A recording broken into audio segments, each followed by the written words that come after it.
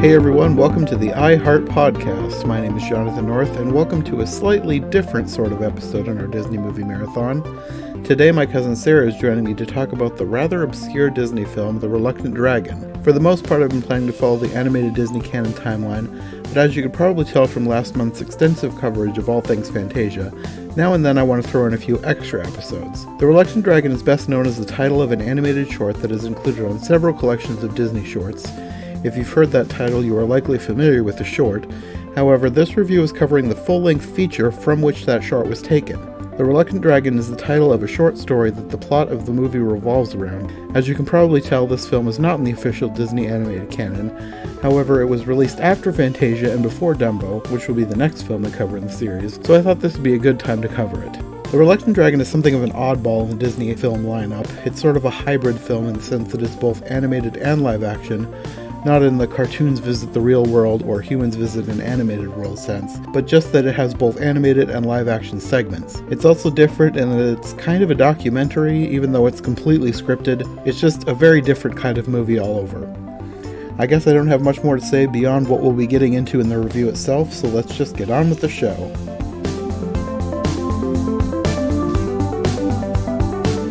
Hey everyone, welcome back to the Disney Movie Marathon. Today we're going to be interrupting the main Disney canon to talk about a live-action animation hybrid, not in the same way that, like, Mary Poppins is a live-action animation hybrid. This one is kind of an odd film, The Reluctant Dragon. This is not one that most people even really know about. I mean, they probably know the short, but the short comes from a full-length movie. Which I feel could be described as a studio tour. Yeah, it's sort of a documentary in a way, but very fictionalized. And the animation is much better than the live action parts. Which is probably why The Reluctant Dragon is usually released in compilations of other cartoons instead of in this full-length movie. Honestly, The Reluctant Dragon is suitable for kids, and the live action part has a lot that's geared towards adult 1940s secular sense of humor. It's just a weird movie, but we'll get into it. The guy that this is about is somebody named Robert Benchley, who I guess was a radio comedian back in the day. I've never heard of him.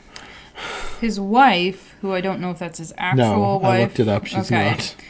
I recognized her. She played Mrs. Chumley from Harvey. So if you look at her and you're like, I know that lady, it might be because of that, if you watch old movies. So she's trying to get him to go to Disney with the book The Reluctant Dragon because she thinks it'll make a great animated movie.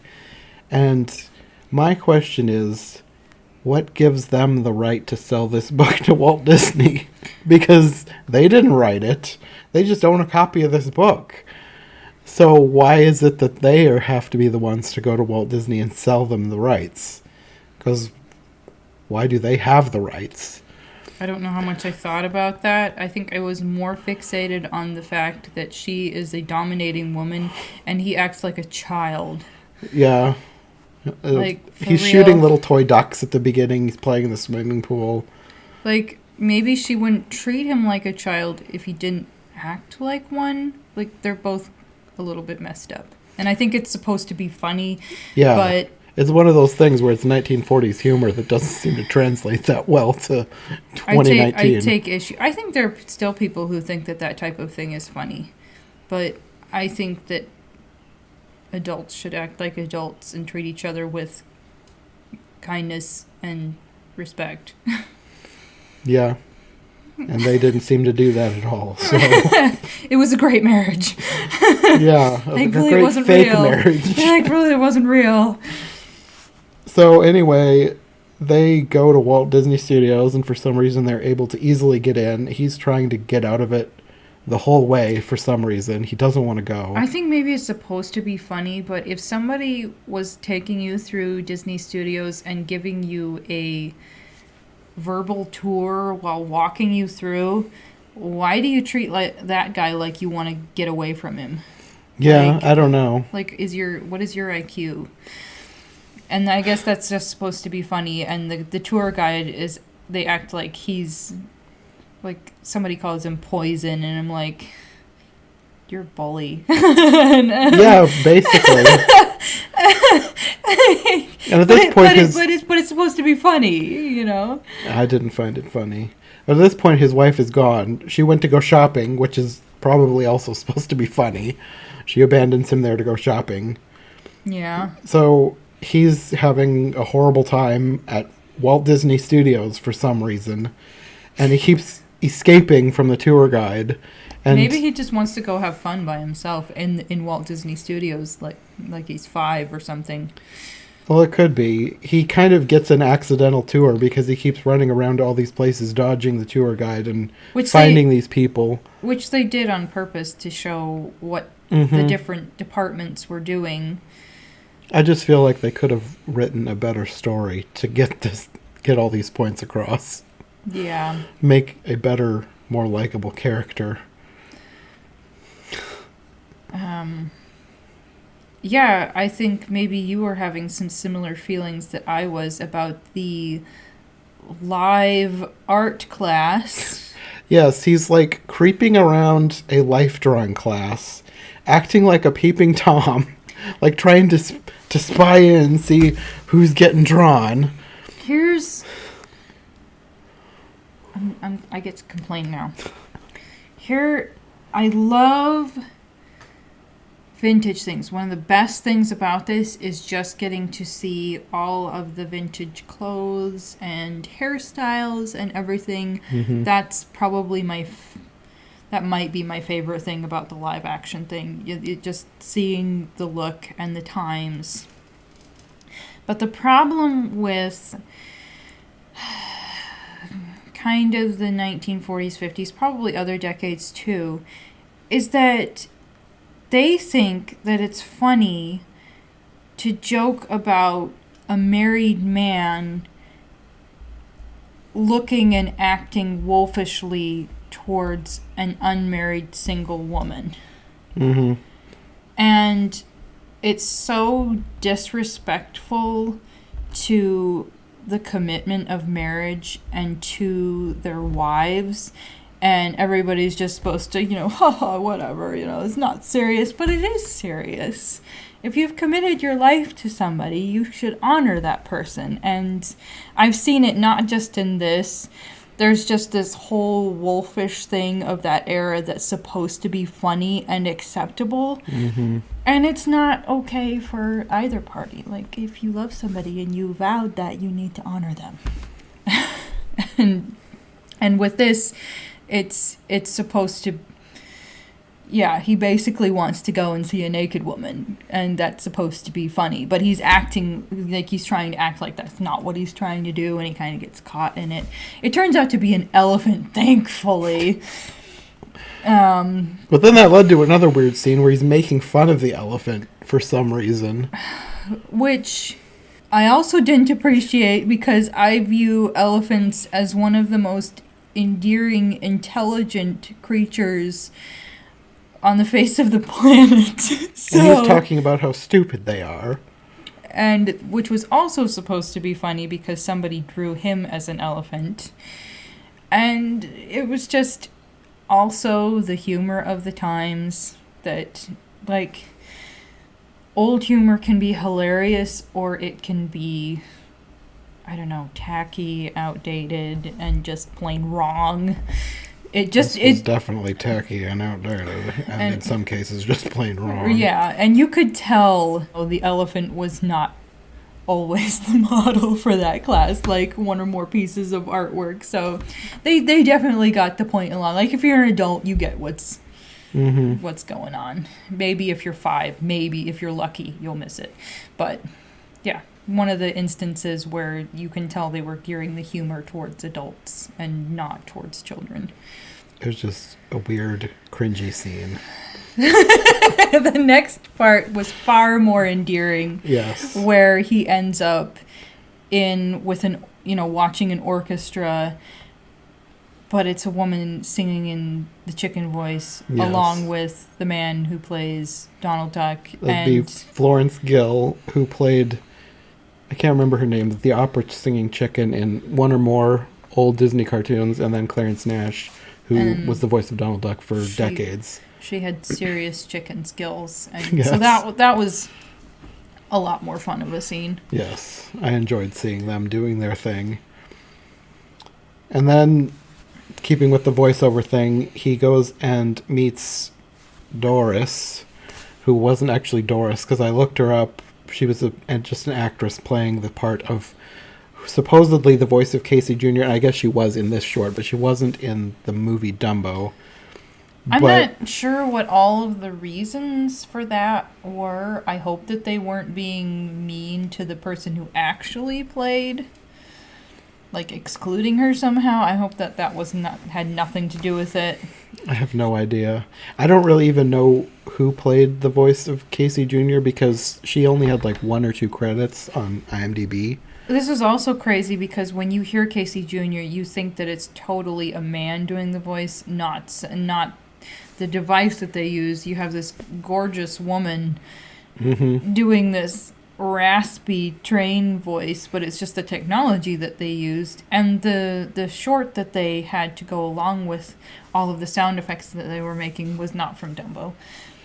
But it did have a train. It was the character of the train from Dumbo, just a completely different story, just kind of random scenes showing the train doing things. As you go to the different departments, you have plenty of animation thrown in there with the different scenes. And the animation was like by far the best part of everything in this.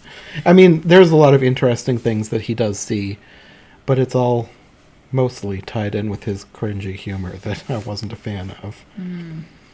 Then you have a demonstration of the multiplane camera, and up until this point, the movie has been in black and white, but when he goes into this room, everything becomes Technicolor, and this was one bit of humor that I did actually enjoy. He kind of breaks the fourth wall, and he's like, oh, I'm color now. He doesn't say that, but it's like you get that point. He did make some kind of comment, though, about how different something looked in color. It was like the entire world suddenly became color because he went into that room, which that humor I did appreciate. It was okay. It wasn't cringy 40s humor. It was clever. Which, honestly, okay, if you watch, I don't know, a 1940s film noir or something, or even just a plain live-action film from the 40s, Cary Grant, probably about any film. I have not watched all of his films, so I'm not like saying every Cary Grant film. You can have such fast-paced, witty dialogue that is genuinely funny. So I'm not trying to say that all humor... No. You know that I'm not saying that. There are certain strains from that era. Yes. And I would say the same for today. It's just comes in different forms at different times. So yeah.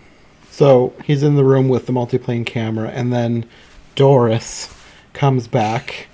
I'm not sure. I think she was just supposed to be a generic animator, somebody who worked at the studio. I guess not animator, because I think the women mainly worked in ink and paint. But she was some sort of person. She played many roles in this one role. I don't think there's an actual person who did everything that she does. And her hair was delightfully fluffy, and her dress was a beautiful shade of pink. Yeah, I think they wanted her there for eye candy. Yeah, you get that impression because she's holding up a picture of Bambi that's clear all around Bambi, and then she's talking about how she's going to go put it against the background where it belongs, and he likes the background that it already has. Yeah, because she was behind it. You're married, Benchley. Anyway. Yeah, there were some cute little scenes in here where she's like showing off the animation. Donald Duck comes to life, Bambi comes to life. And it was interesting to see the camera being used. Yeah, I did enjoy when he went up high and looked through. One of my favorite parts, I would say, was when they went to the department where all the colors yes, that was really interesting. Were being made. They had all the ladies in their scientific outfits. It's a total lab. Yeah, it was really cool. And just showing all of the different shades seems like something that my family would enjoy. Yeah, this watching. is another instance where, like, if it weren't for all the cringy humor that was laced throughout, this would be, like, really good. This is really interesting. I liked this kind of thing. It gives you insight into what was happening, because I didn't realize that there was such in-depth color mixing, color making, and then with the cart going by and somebody picking off the exact shade that they needed for what they were working on. Yeah. It was educational. Yes. And then you move on from ink and paint to the maquette. Here we get more cringy humor because Benchley is way too interested in a topless centaurette. I'm assuming from Fantasia, even though I didn't recognize the character. She would have been the one that was taken out. She would have been the servant, remember? Oh, maybe. Because she was black with a zebra body. Well, they did have some zebra-bodied characters in there, but this one looked different. Well, I bet she was the one that was taken out. I know the one that was taken out was like a really racist character. Oh, okay. This one wasn't quite that. Yeah, I still didn't recognize her. I think maybe I remember the face being different now that you mention it. Either way. Which I didn't pay as much attention to the centaurettes when we watched it because I'm not excited about topless women. I don't care if they have horse bodies and if they're missing some detail. I don't like it. Either way, I feel like there was more focus on that in this movie than there was in Fantasia. Because in Fantasia, they're off, when they don't have a top, they're off in the distance in like waterfalls around them. And then when they come out, the babies drape flowers over them, so they're like covered up. But this, it was like... She's not covered up, and she's in a suggestive position. And he's like, ooh, leering over this toy. And he takes off with it, too. Yeah. That was not... super creepy. He was just... It's like, are you wanting to show this off to the men in the audience or something? Like... It was just weird. And... Why couldn't he have taken off with the Captain Hook figurine or something? He didn't want that one. No. Anyway, I'm glad I'm not the only one that was like, oh, come on. There was more stuff in this scene that was interesting because, like, it shows them making the sculptures and everything, and like if they had just focused in on like nice little figurines of the characters and the sculpting instead of him being all creepy over the one that didn't have a top.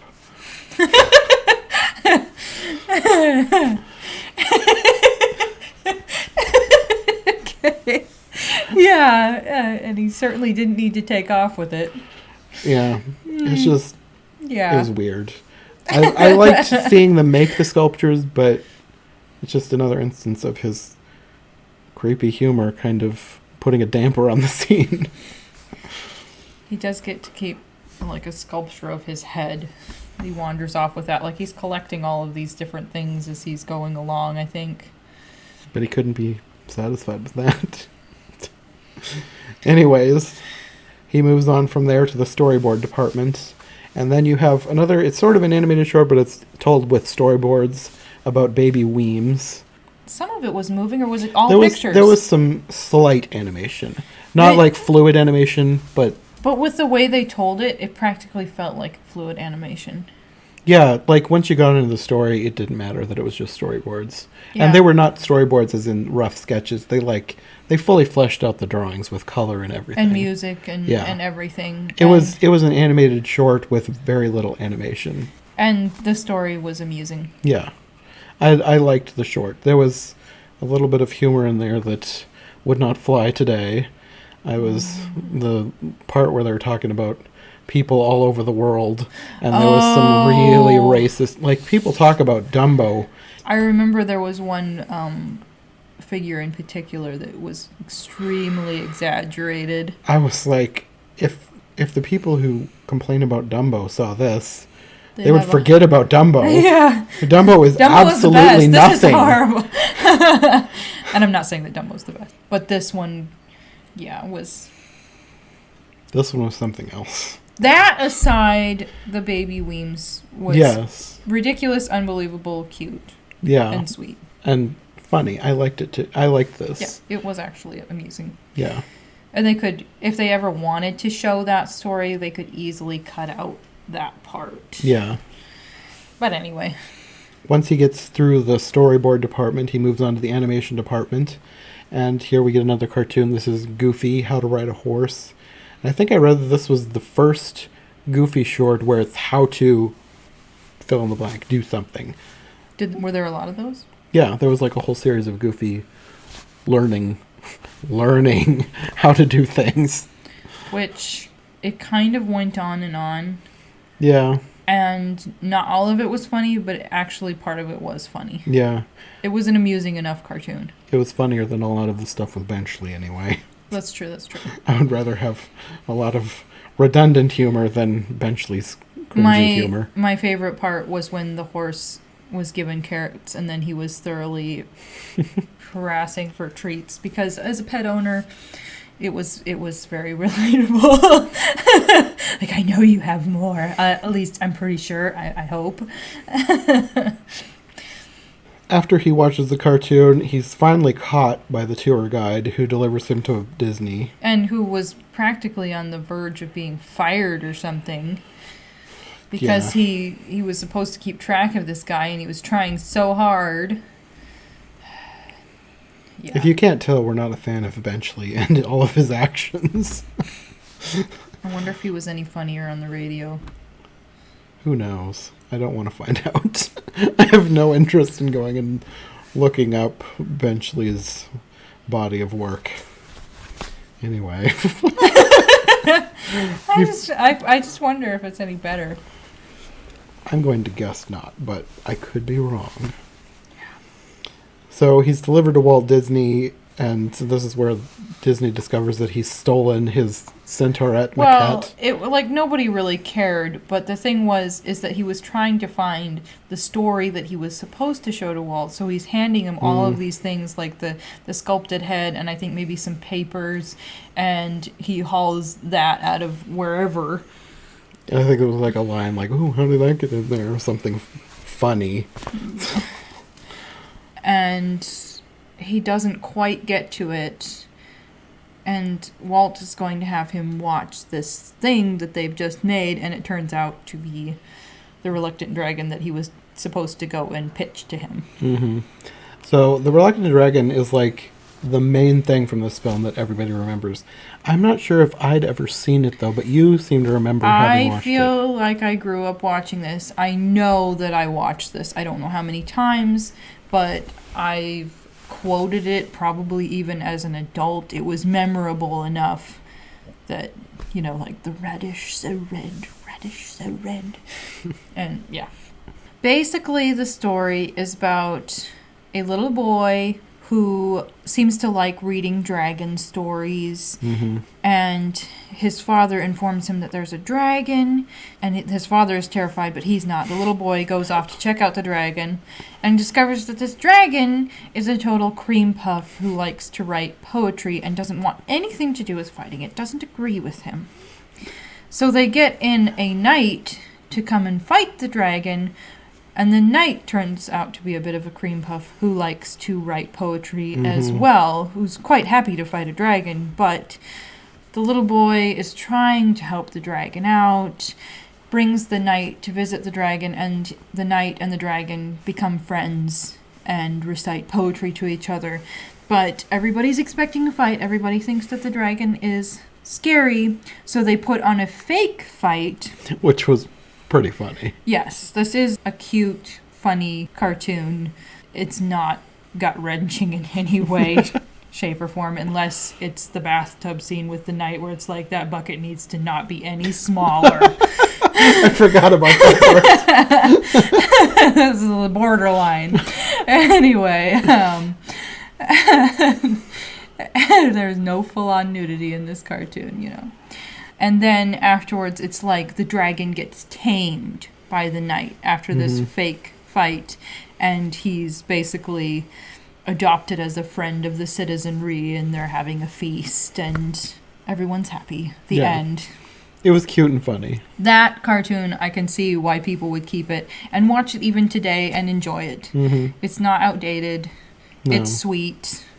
It definitely is much better than the film that surrounds it. I think that you could probably watch other tours of the studio, other documentaries, about the studio and just leave it at that. I feel and keep the cartoons separate. I think Walt Disney had a TV show where he did something similar to what this movie does, except I'm sure it was a lot better and a lot more family friendly than this. Because Sure. I've seen little bits of his show, and a lot of it was like explaining how different movies were made. So I'm sure that the content in this you can probably find elsewhere too. Yeah, which if he's narrating it, then it's going to be far more professional. Mm-hmm.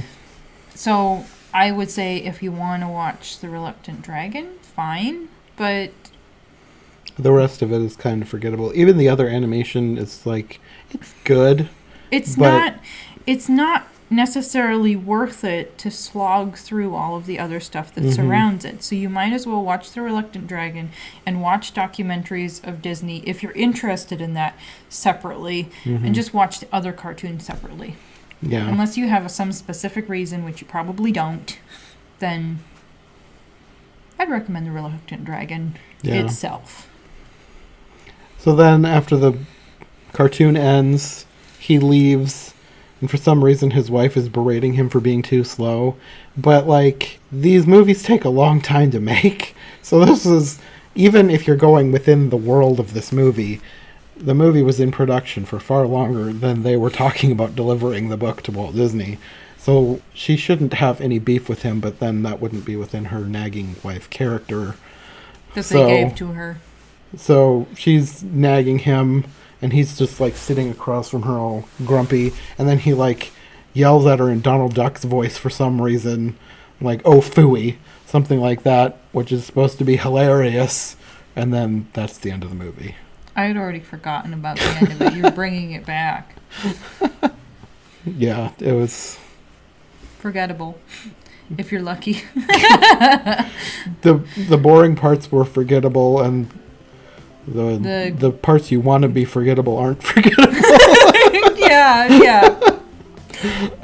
Something like that. Yeah, this is probably now like at the bottom of my Disney movie ranking list. I'm glad that we're reviewing this because now we can work on not thinking about it. Like before, it's like, okay, we still need to review it. Oh, that's Centaurette. Oh.